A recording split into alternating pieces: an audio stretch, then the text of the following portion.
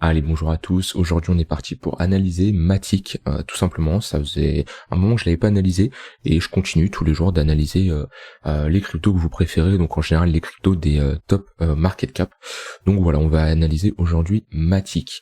Donc Matic, on a fait une bonne reprise haussière qui est en avance contre le Bitcoin. Si on compare la chart Matic BTC, on voit qu'on a une très bonne reprise et on était dans un range et on a juste fait une déviation pour la paire contre le Bitcoin. Voilà, on était dans un range.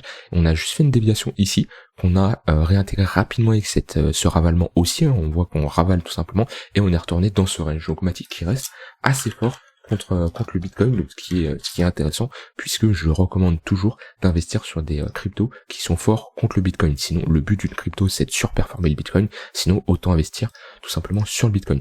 Donc, on a buté sur les 0,886. On a aussi buté sur cet order block sur Matic. Voilà, on a vraiment eu une zone de confluence de localisation et on a juste méché, on est reparti à la hausse. Donc là, il y a eu de l'achat massif des grosses institutions et des gros portefeuilles qui en ont profité pour tout simplement capturer la liquidité et ravaler un maximum de positions et tout simplement injecter beaucoup d'ordres et repousser le prix à la hausse. On a fait un peu comme Ethereum, un peu dans le même système, un triple bottom. Donc 1, 2, 3, hop, on a fait un W dans un W, hop, qui est assez visible ici, tac. On a un W, un deuxième W, et on part à la hausse. On a fait à peu près le même système sur Ethereum, et là on voit que le précédent range, on était entre deux bornes, on a cassé à la baisse, et on a fait notre triple bottom, on est reparti au-dessus du range, et on voit que le haut du range est actuellement notre support. C'est vraiment un niveau à ne pas casser, puisque ce niveau a longtemps été retesté, on l'a testé une fois ici, deux fois, on peut même dire trois fois avec ce niveau-là, donc voilà, c'est un niveau très important.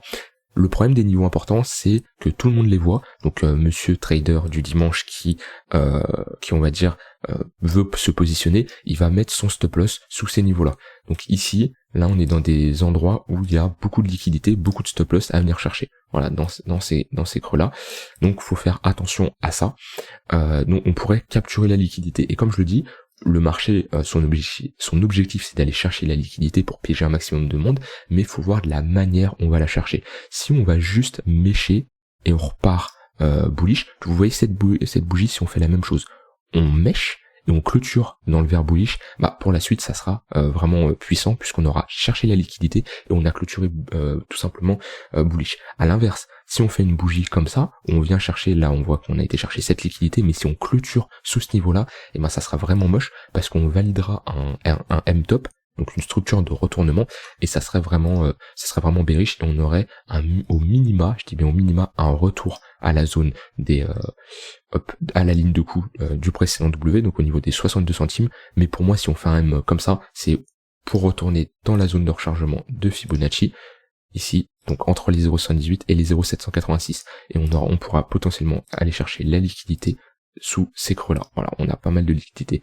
Donc voilà, ce qu'il faut surveiller, c'est ce niveau qui est très important et de la manière où on le clôture. Ça, c'est essentiel pour la suite.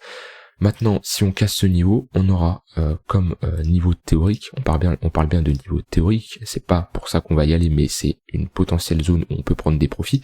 On aura les 1,118 de Fibonacci, qui sont l'extension de ce mouvement. On est dans un range actuellement, on prend l'extension, donc le point le plus bas, le point le plus haut, on fait les extensions de Fibonacci, et les 1,118 sont un niveau à aller chercher, qui sont en confluence avec la ligne de coup. Donc on peut, si on clôture, et qu'on a une clôture mais des acheteurs qui se remontent sur cette ligne de coup, si on instaure ici un W, voilà comme on a fait là, un W dans ce sort là, on aura une nouvelle ligne de coup ici par exemple, et ici on aura vraiment une zone très intéressante pour tout simplement, pourquoi pas se placer. Faut vraiment avoir un retour des acheteurs. Donc on a notre confluence de localisation qui est bonne, on pourrait avoir potentiellement une divergence sur le MACD, avec un MACD du coup qui ferait quelque chose, hop, comme ça, je vais mieux le faire, hop.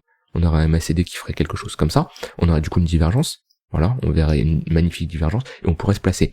Et surtout, pourquoi ça serait bullish si on fait ça, un W sur cette ligne de coup? Parce que on ferait un M-top, alors je vais enlever ça, on ferait un M-top, ici, on viendrait faire un W ici, et si on valide un gros W, on piégerait tous les vendeurs, tous ceux qui shortent ce M, et ça serait vraiment bullish, parce que les M dans les W ou les W dans les M, c'est quelque chose de beaucoup plus puissant, puisqu'on piège énormément de monde. Donc quelque chose, un M par exemple comme ça, hop, là on a un M, et là on a un W. Vous voyez qu'on a le M ici, qui est dans un W. Et ben en général, quand on fait ce genre de structure, c'est encore plus bullish, parce qu'on a énormément de monde qui short ce niveau-là, parce que c'est un M et c'est une structure bearish, sauf qu'on les piège en faisant un gros W, et du coup, vu qu'on piège beaucoup plus de monde, on a beaucoup plus de stop loss à bien liquider au niveau des creux, et du coup, le prix repart de manière beaucoup plus forte. C'est quelque chose de très important à surveiller. Maintenant, on n'est pas encore là, il y a déjà ce niveau à venir casser, mais c'est un support qui doit tenir, mais pour moi, en fait, ça va dépendre de comment se comporte le Bitcoin, mais il y a énormément de liquidité à venir chercher sous ces niveaux. Donc juste le fait de m'échir partir à la hausse, ça serait bullish. Maintenant, moi, est-ce que c'est une zone où je pourrais me placer actuellement? Non, on est beaucoup trop haut. J'attendrai, alors soit on attend notre zone de Fibonacci au niveau des 0,118, 0,7, 186, mais ça peut être un signal un peu tard. Après pareil, ça va dépendre de comment se comporte le Bitcoin. Mais moi, si j'ai un retour sur ma ligne de coup, qui est en confluence un peu avec les 0,118, bon, il y a un petit écart, mais l'écart n'est pas si élevé, je peux avoir potentiellement un signal si on clôture si on clôture sur ce niveau-là, on valide le M, mais qu'on a des acheteurs qui se remontent et qui nous font un W sur ces niveaux-là. À savoir qu'on a une zone d'imbalance, là on a une petite zone d'imbalance à combler ici. On voit qu'on a un déséquilibre de marché, donc c'est quand le cours a pump de manière trop violent, et on réintègre pour clôturer cette zone d'imbalance. On voit que c'est quelque chose d'assez courant. Ici par exemple, on avait tout là une zone d'imbalance avec cette bougie, on est venu la rechercher, on avait ici une zone d'imbalance aussi, on est revenu la rechercher, et etc. Ici on avait une petite zone d'imbalance, voilà. En fait c'est tout simplement les zones d'imbalance, c'est quand on a un déséquilibre de marché, le cours a pump ou dump de manière trop violente, et on a des petits gaps comme ça, et c'est assez courant de venir les chercher. Voilà pour mon analyse sur le Matic, j'ai rien d'autre à ajouter, on n'a pas sorti d'indicateur, on a fait une analyse purement, on va dire, avec les bougies et tout, on n'a pas sorti d'indicateur à part l'outil Fibonacci, et voilà, c'est quelque chose que j'aime bien faire aussi. Après on peut ajouter certains indicateurs pour complémenter, surtout avec un momentum, genre le MACD, mais voilà, l'analyse a été complète de mon point de vue, on a des niveaux clés que je vous ai mentionnés, et tout simplement on patiente. Maintenant si on ne casse pas ces niveaux-là, et qu'on clôture en faisant un W ici, on peut très bien faire ça, on n'ira pas chercher les niveaux plus bas. Est-ce que ça vaut le coup de se placer? Alors la structure serait bullish, vu qu'on validerait un W ici. Malheureusement, on n'est pas dans une zone de localisation intéressante. Moi je préfère avoir un W sur des points clés, par exemple sur une ligne de coup, sur les 0,118 de Fibonacci, mais avoir un W comme ça dans le vide, c'est pas intéressant. Après c'est ma stratégie, c'est comme ça que je fonctionne, mais à la limite on peut faire de la continuation de tendance, ça veut dire pour du trading.